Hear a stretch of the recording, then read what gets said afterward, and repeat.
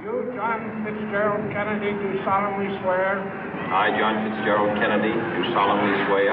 That you will faithfully execute the office of President of the United States. That I will faithfully execute the office of President of the United States. And will, to the best of your ability.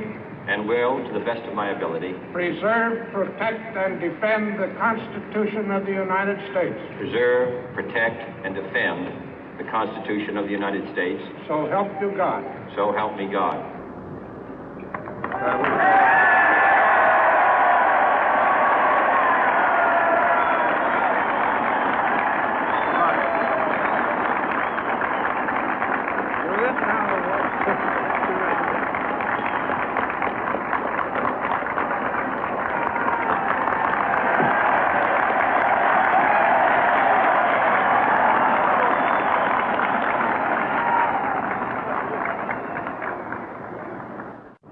Vice President Johnson, Mr. Speaker, Mr. Chief Justice, President Eisenhower, Vice President Nixon, President Truman, Reverend clergy, fellow citizens.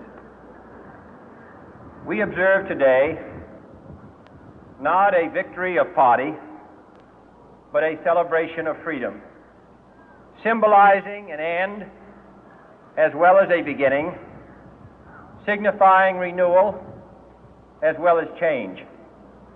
For I have sworn before you and Almighty God the same solemn oath our forebears prescribed nearly a century and 3/4 ago. The world is very different now, for man holds in his mortal hands the power to abolish all forms of human poverty and all forms of human life. And yet the same revolutionary beliefs for which our forebears fought are still at issue around the globe. The belief that the rights of man come not from the generosity of the state, but from the hand of God. We dare not forget today that we are the heirs of that first revolution. Let the word go forth from this time and place to friend and foe alike that the torch has been passed to a new generation of Americans born in this century, tempered by war, disciplined by a hard and bitter peace, proud of our ancient heritage, and unwilling to witness or permit the slow undoing of those human rights to which this nation has always been committed and to which we are committed today at home and around the world.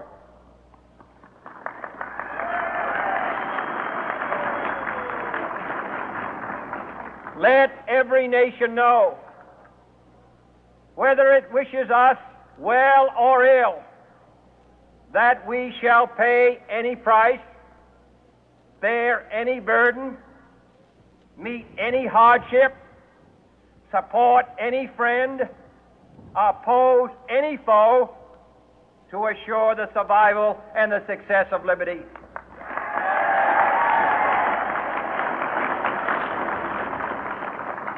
This much we pledge and more. To those old allies whose cultural and spiritual origins we share, we pledge the loyalty of faithful friends. United, there is little we cannot do in a host of cooperative ventures. Divided, there is little we can do, for we dare not meet a powerful challenge at odds and split asunder. To those new states whom we welcome to the ranks of the free, we pledge our word that one form of colonial control shall not have passed away, merely to be replaced by a far more iron tyranny. We shall not always expect to find them supporting our view, but we shall always hope to find them strongly supporting their own freedom, and to remember that in the past, those who foolishly sought power by riding the back of the tiger ended up inside.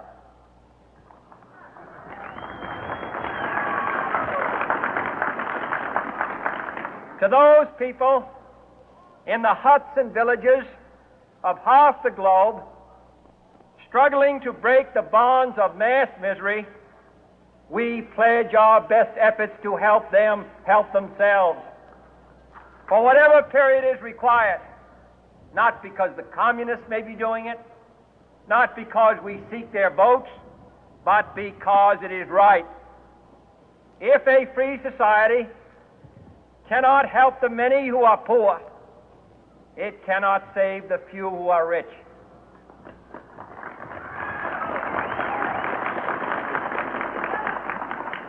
To our sister republics south of our border, we offer a special pledge to convert our good words into good deeds, in a new alliance for progress, to assist free men and free governments in casting off the chains of poverty. But this peaceful revolution of hope cannot become the prey of hostile powers. Let all our neighbors know that we shall join with them to oppose aggression or subversion anywhere in the Americas. And let every other power know that this hemisphere intends to remain the master of its own house.